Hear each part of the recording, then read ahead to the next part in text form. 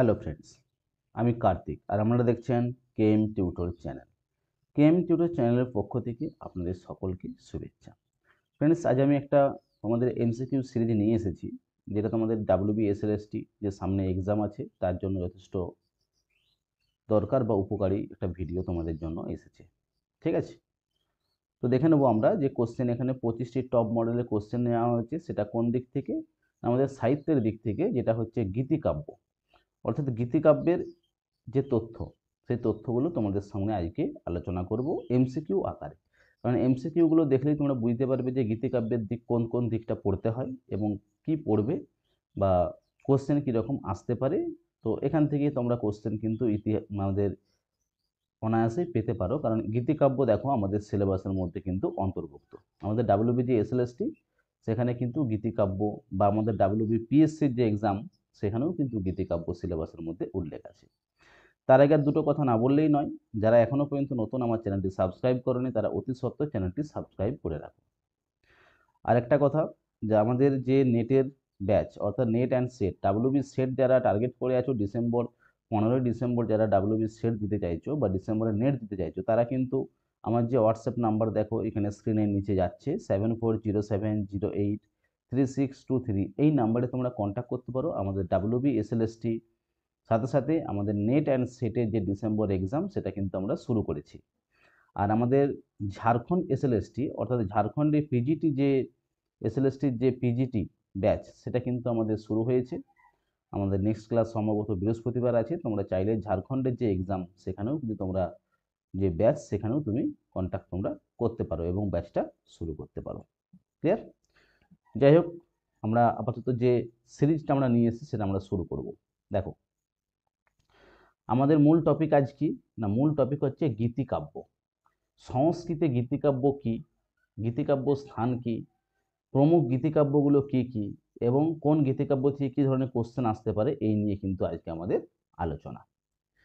তো দেখে নেবো, দেখো ইম্পর্টেন্ট এমসিকিউ পার্ট 1, অর্থাৎ গীতিকাব্য থেকে 25টি কোশ্চেন। দেখো এখানে গীতিকাব্য থেকে কি আনা হয়েছে, দেখো হ্যাঁ এসএলএসটি এখান থেকে আমরা দেখতে পাচ্ছি। দেখো একটা মিনিট, এখান থেকে আমরা কি পাচ্ছি দেখে নাও তোমরা। 25টি কোশ্চেন কিন্তু আমাদের নিয়ে আসা হয়েছে, টপ মডেলের 25টি কোশ্চেন কিন্তু এখান থেকে আমরা দেখতে পাবো।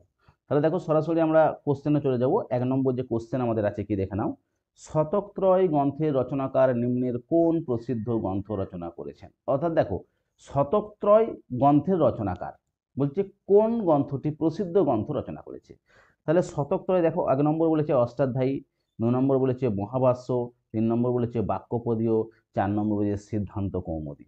তাহলে শতকত্রয় আমরা নিশ্চয়ই জানি যে শতকত্রয় গ্রন্থের রচয়িতা কে, না ভর্তৃহরি। তাহলে ভর্তৃহরি বিরচিত এখানে কোন গ্রন্থটি আসবে?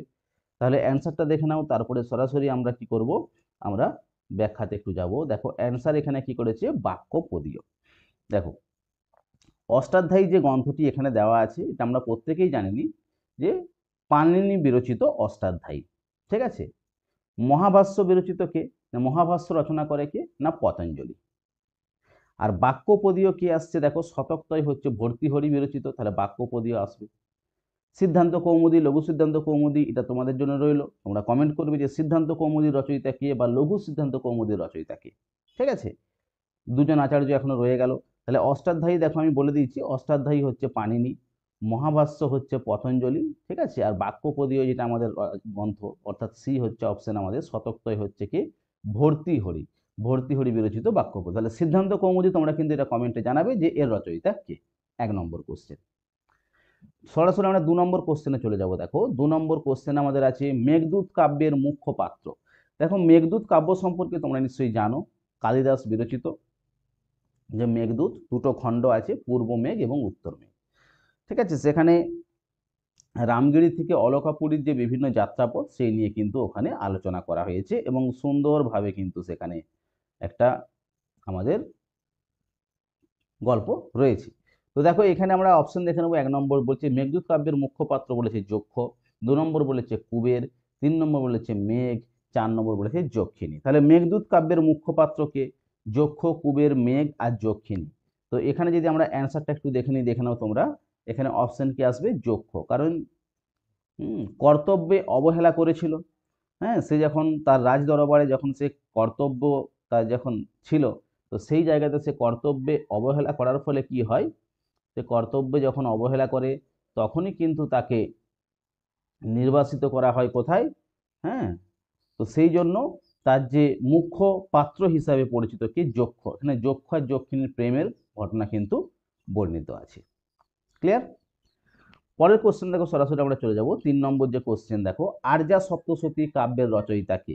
এগুলো কিন্তু দেখো প্রত্যেকটিই কিন্তু আমাদের কি বললাম, যে এগুলো প্রত্যেকটিই কিন্তু গীতিকাব্যের মধ্যে আসছে।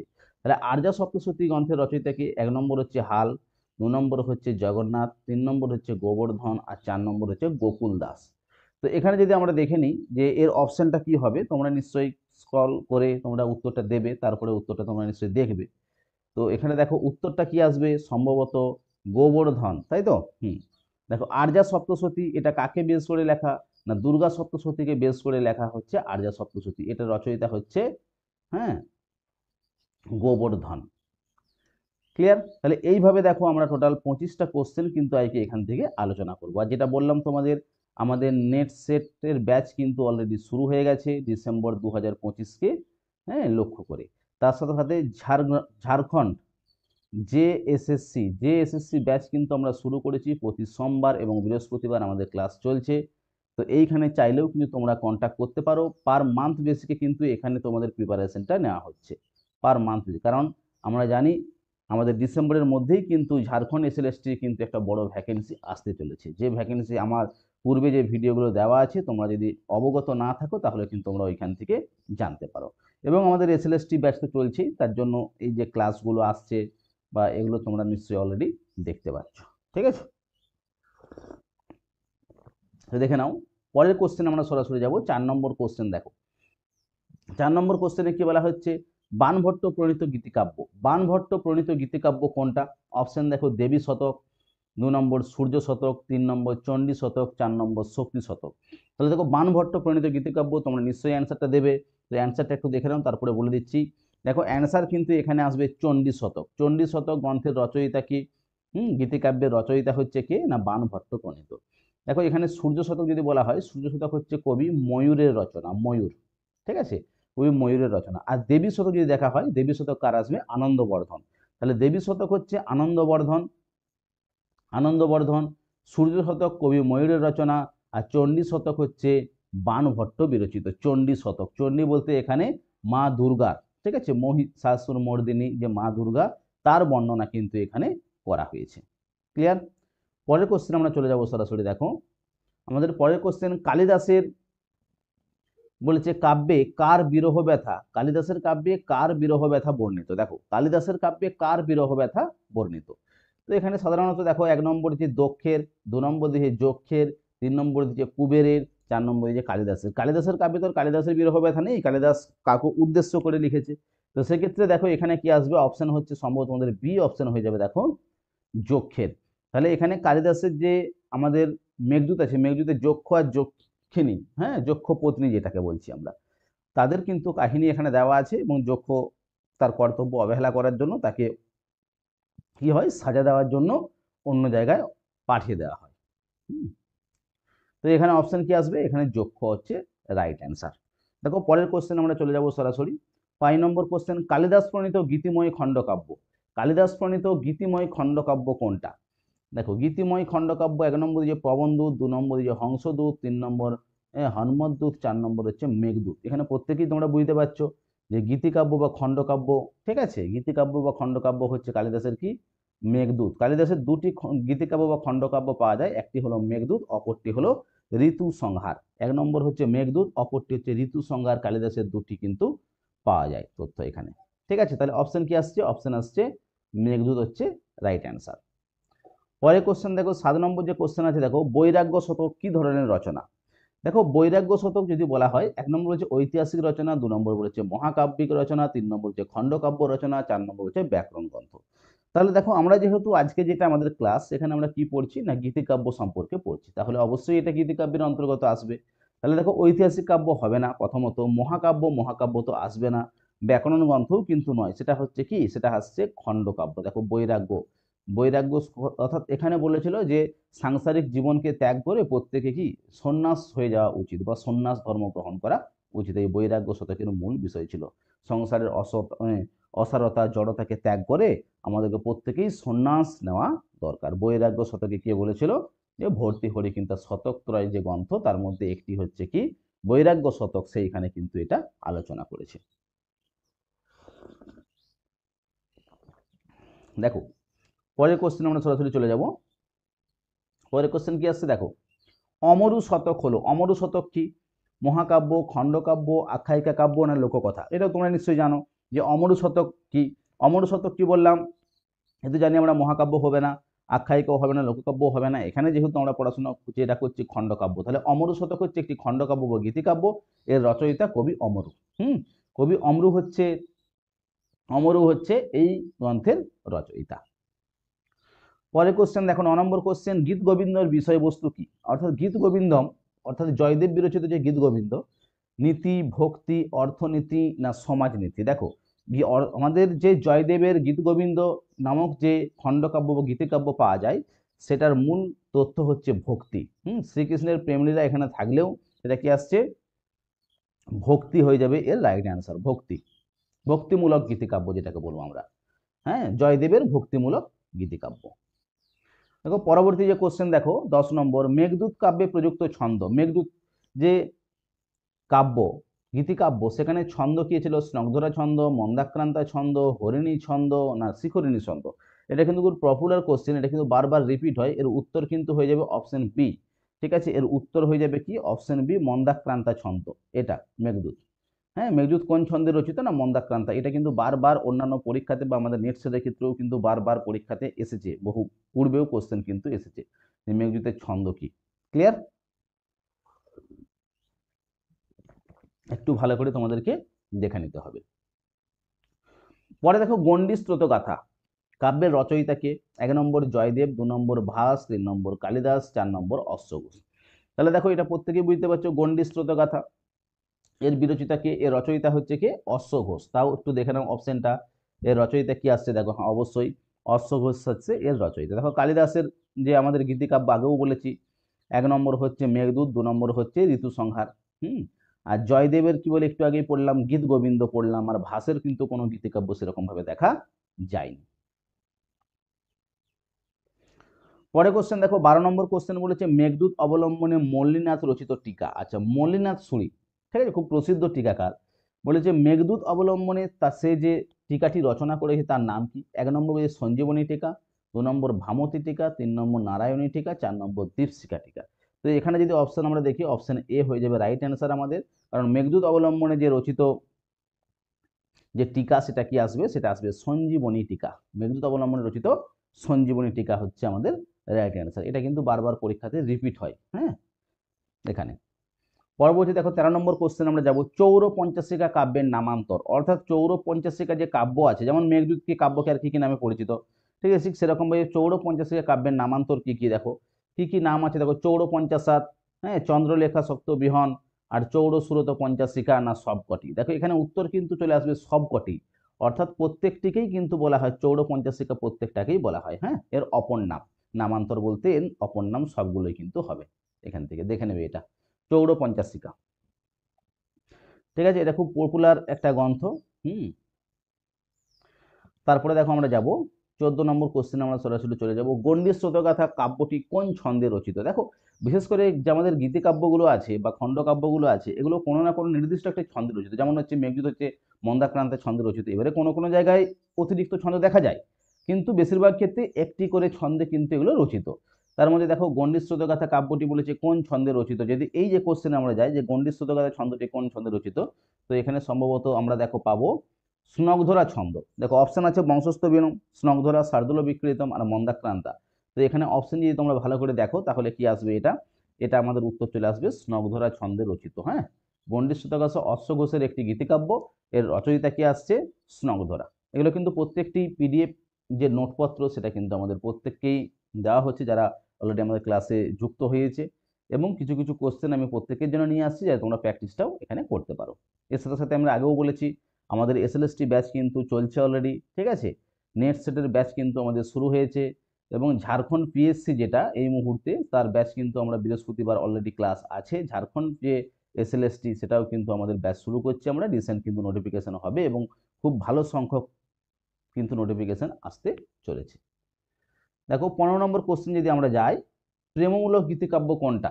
তাহলে কোথাও ভক্তিমূলক গীতিকাব্য, কোথাও নীতিমূলক গীতিকাব্য। যেমন ভক্তিমূলকের মধ্যে আমরা দেখলাম গীত গোবিন্দ, প্রেমমূলক আমরা কি দেখবো, হ্যাঁ যেমন নীতিমূলকের মধ্যে দেখবো আমরা কি বলে শতকত্রয় দেখবো, সিঙ্গার, হ্যাঁ শতক, বৈরাগ্য শতক, সেই জায়গাতে আমরা দেখে নেবো। দেখো প্রেমমূলক গীতিকাব্য বলেছে মেঘদূত, গীত গোবিন্দ, সিঙ্গার শতক, নীতি শতক। তাহলে চারটে এখানে অপশন করেছে। দেখো এখানে দেখো যদি উত্তর ধরা হয় বলবৎ হচ্ছে কোনটা, এখানে মেঘদূত। এর উত্তর যদি করা হয় প্রেমমূলক গীতিকাব্যের মধ্যে আসছে মেঘদূত, কিন্তু সিঙ্গার শতকও কিন্তু প্রেমমূলক গীতিকাব্য। তাহলে যদি অপশন দুটো থাকে তাহলে কিন্তু দুটো অপশন তোমরা এখানে করবে, 1 নম্বর করবে মেঘদূত, 2 নম্বর করবে সিঙ্গার শতক। আর নীতি শতকটা কি, এটা হচ্ছে নীতিমূলক বা নীতি উপদেশমূলক আসবে, আর গীত গোবিন্দ আসবে কি ভক্তিমূলক গীতিকাব্য। এইভাবে কিন্তু এটা রচিত হয়েছে। পরে কোশ্চেন দেখো, যে কাব্যের দ্বারা গীতের উদ্দেশ্য সাধিত হয় তাকে হলো, যে কাব্যের দ্বারা গীতের উদ্দেশ্য সাধিত হয় সেটি মহাকাব্য, সেটি গদ্যকাব্য, সেটি গীতিকাব্য, না সেটি চম্পকাব্য। তো আমরা জানি গদ্যকাব্য বা মহাকাব্য কাকে বলে, অলরেডি তোমরা পড়ে এসেছো। আজকের যেটা আলোচনা সেটা হচ্ছে গীতের মাধ্যমে যেটা বিরচিত হবে সেটা কি আসবে, সেটা আসবে গীতিকাব্য। আর চম্পকাব্য কি হয়, গদ্য আর পদ্য মিশ্রিত হয়ে কিন্তু চম্পকাব্য তৈরি হয়। 7 নম্বর কোশ্চেন দেখো, মেঘদূতের নামান্তর কি, অর্থাৎ মেঘদূতকে আর কি কি নামে ডাকা হয়। দেখো মেঘদূতকে কি কি নামে ডাকা হয়, এটা হচ্ছে কোশ্চেন। অপশন দেখো, 1 নম্বর বলেছে বর্ষা কাব্য, ঠিক বলেছে, বিরহ কাব্য, ক্রীড়া কাব্য, সবকটি। অর্থাৎ এখানে প্রত্যেকটি অ্যান্সার কিন্তু হয়ে যাবে, কারণ মেঘদূত যে তার নামান্তর যদি আমরা ভালো করে দেখি, বর্ষা কাব্যও বলা হয়, বিরহ কাব্যও বলা হয়, ক্রীড়া কাব্যও বলা হয়, এই সবকটি কিন্তু উত্তর চলে আসবে যে মেঘদূতের নামান্তর কিন্তু সবগুলোই। পরে দেখো 18 নম্বর কোশ্চেন যদি আমরা যাই সরাসরি, নিম্নের কোন কাব্যটি আনন্দবর্ধন, অর্থাৎ আনন্দবর্ধনে যদি বলে গীতিকাব্য কোনটা, তো সেক্ষেত্রে যদি আমরা দেখি দেবী শতক, সূর্য শতক, চণ্ডী শতক, জিন শতক। জিন শতক বলে কোনো কাব্য সেরকম আমাদের জানা নেই প্রথমত। আর এখানে দেখো সূর্য শতক, যেটা সূর্য শতক আমরা আগেও বলেছি এটা কবি ময়ূরের রচনা, কবি ময়ূর। আর চণ্ডী শতক তো আমরা বাণভট্টের রচনা আমরা পেয়ে এসেছি অলরেডি। দেবী শতক যেটা, সেই দেবী শতকই হচ্ছে আনন্দবর্ধন বিরচিত, ঠিক আছে, দেবী শতক। এর উত্তরটা আমরা যেহেতু পেনটা ইউজ করেছি সেটা আমরা উত্তরটা অ্যান্সারটা কিন্তু দেখতে পাচ্ছি না, পুরোটা ব্যাক হয়ে যাবে। তো সেক্ষেত্রে তোমরা একটু বলে দিলাম দেবী শতক কিন্তু রাইট অ্যান্সার। পরের কোশ্চেনে আমরা চলে যাচ্ছি। দেখো পরের কোশ্চেন দেখো 19 নম্বর কোশ্চেন, কশ্চিৎ শব্দের দ্বারা কোন কাব্যের আরম্ভ হয়েছে, অর্থাৎ কালিদাস কশ্চিৎ শব্দের দ্বারা কোন কাব্যকে আরম্ভ করেছিল। তো দেখো 1 নম্বর হচ্ছে মেঘদূত, 2 নম্বর ঋতুসংহার, 3 নম্বর গীতগোবিন্দ, 4 নম্বর শিশুপাল বধ। প্রত্যেকটি আলাদা আলাদা, কিন্তু দেখো মেঘদূত আর ঋতুসংহার হচ্ছে মহাকবি কালিদাসের রচনা, গীতগোবিন্দ জয়দেবের রচনা, শিশুপাল হচ্ছে মহাকবি মাঘের রচনা। এখানে যদি উত্তর তোমরা দেখতে চাও, কশ্চিৎ কান্তা, কশ্চিৎ কান্তা অর্থাৎ মেঘদূত বিরচিত, হ্যাঁ মেঘদূত রচনা করেছিল কি কশ্চিৎ শব্দ দিয়ে, কশ্চিৎ শব্দ দিয়ে মেঘদূতের রচনা হয়েছিল কালিদাস। পরের কোশ্চেন দেখো 20 নম্বর কোশ্চেন যখন আমরা যাব, গীত গোবিন্দের পঞ্চম স্বর্গের নাম কি। দেখো এখানে 12টি গীত গোবিন্দের 12টি স্বর্গ পাওয়া যায়, ঠিক আছে। তার মধ্যে 12টি স্বর্গের পুরো বিষয়বস্তু তোমাদেরকে টুকটাক জেনে রাখা দরকার, বা নামগুলো জেনে রাখা দরকার। এইখানে যেটা আমাদের আসবে, হ্যাঁ সম্ভবত শাকাঙ্ক পুণ্ডরিক, মেবি, ঠিক আছে, শাকাঙ্ক পুণ্ডরিক হচ্ছে পঞ্চম স্বর্গের নাম। এখানে 12টি স্বর্গ কি আছে, হ্যাঁ তার নামগুলো একটু তোমরা দেখে নেবে। শাকাঙ্ক পুণ্ডরিক হচ্ছে পঞ্চম স্বর্গের নাম, ঠিক আছে। 20টা কোশ্চেন অলরেডি আমরা দেখলাম, এখনো 5টা কোশ্চেন আমরা দেখবো, ঠিক আছে। তোমাদের যদি চ্যানেলটি ভালো লাগে বা কার উপরে তোমাদের ভিডিও, অনেকে মনে হয় অশুদ্ধি সংশোধন নিয়ে কোনো ভিডিওর কথা বলেছিল, তো দেখছি আমরা খুব তাড়াতাড়ি কিন্তু সেই ভিডিওটা দেওয়ার চেষ্টা করব। তোমাদের যদি কোনো বিষয়ে ডাউট থাকে তোমরা কিন্তু আমাকে কমেন্ট করতে পারো, তার উপরে কিন্তু আমরা বেস করে ভিডিও আনবো। কারণ এই সাহিত্যের দিকগুলো সেরকমভাবে প্রত্যেকে গ্রামারের দিকেই জোর দিচ্ছে, অবশ্যই ভালো, সাহিত্যের দিকেও কিছু কিছু প্র্যাকটিস সেট তোমাদেরকে করিয়ে রাখা দরকার বা করে নেওয়া দরকার, কারণ এগুলোও কিন্তু তোমাদের পরীক্ষার একটা খুব গুরুত্বপূর্ণ জায়গা, প্রত্যেকটা পয়েন্টেই তোমাদেরকে নিয়ে আসবে। দেখো পরের কোশ্চেন দেখো, ময়ূর কবি কোন দেবতার স্তব করে কুষ্ঠরোগ থেকে মুক্তি লাভ করে, একটা খুব গুরুত্বপূর্ণ কোশ্চেন। দেখো 1 নম্বর চন্দ্র, 2 নম্বর চণ্ডী, 3 নম্বর সূর্য, না 4 নম্বর ইন্দ্র। দেখো ময়ূর কবি কি বলেছে, কবি ময়ূর যদি আমরা দেখতে যাই, সে কি করেছিল, সূর্য শতক নামে একটি গ্রন্থ রচনা করেছিল 100টি শ্লোকে, এবং কুষ্ঠ রোগ থেকে সে কিন্তু মুক্তি পেয়েছিল সূর্য শতক নামক, ঠিক আছে, সূর্যকে স্তুতি করে। পরের কোশ্চেন দেখো 22 নম্বর কোশ্চেন আমরা চলে যাব সূর্য শতক কাব্যের রচয়িতা। সূর্য শতক কাব্যের রচয়িতা দেখো বাণভট্ট, জিনসেন, শঙ্করাচার্য না ময়ূর। তো এখানে যদি আমরা দেখি সূর্য শতক গ্রন্থের রচয়িতা কে আসবে, না সূর্য শতক গ্রন্থের রচয়িতা হচ্ছে কবি ময়ূর। আর শঙ্করাচার্য কি আসবে, শঙ্করাচার্য যদি আমরা ভালো করে দেখি সে আসবে সৌন্দর্য লহরী, আনন্দ লহরী, ঠিক আছে, ইত্যাদি রচয়িতা। হ্যাঁ, আর বাণভট্ট তো আমাদের চণ্ডী শতক আমরা পেয়েই গেছি। তাহলে এইভাবে কিন্তু প্রত্যেকটি তথ্য আমাদের আসবে এবং কে কোন গ্রন্থের রচয়িতা। তোমাদের বিশেষ করে এখানে প্রসিদ্ধ যে গীতিকাব্যগুলো আছে সেগুলো একটু ভালো করে দেখলেই হবে, কোন গ্রন্থের রচয়িতা কে, কোন ছন্দে রচিত, বা সেখানে যদি কতগুলো করে শ্লোক আছে, এইরকম কয়েকটা তথ্য তোমরা এখান থেকে একটু ভালো করে দেখো, তাহলেই তোমাদের যে এসএলএসটি যে গীতিকাব্য সম্পর্কে যে তথ্যগুলো আছে আশা করি ক্লিয়ার হয়ে যাবে।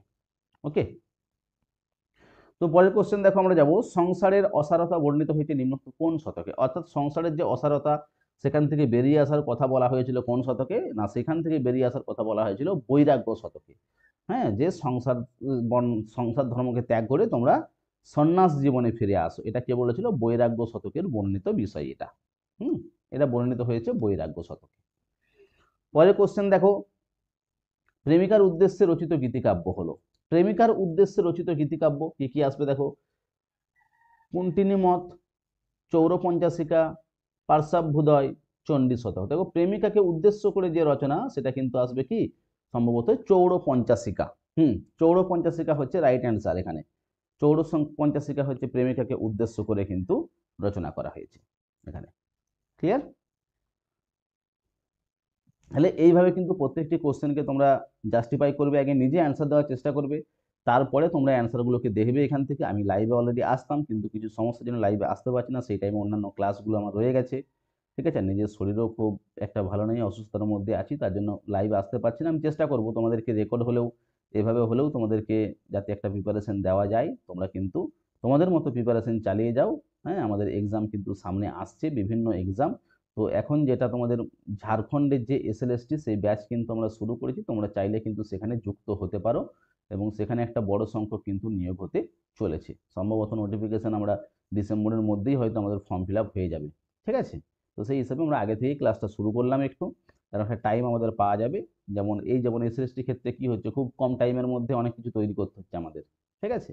আর তার সাথে সাথে যারা নেট বা সেটকে লক্ষ্য করছে, ডিসেম্বরের মধ্যে আমরা সেট ক্লিয়ার করব, 15ই ডিসেম্বর সেট এক্সাম আছে, সেট ক্লিয়ার অবশ্যই আমাদের দরকার। তো সেক্ষেত্রে তোমরা কিন্তু কন্ট্যাক্ট করতে পারো, আমাদের ব্যাচ কিন্তু শুরু হয়ে গেছে। পেপার 1 এবং সাবজেক্ট বলতে সংস্কৃত সাবজেক্ট তোমরা এখানে পাবে, আর পেপার 1টা পাবে, দুটো পেপারই কিন্তু আমরা ক্লাসটা শুরু করেছি।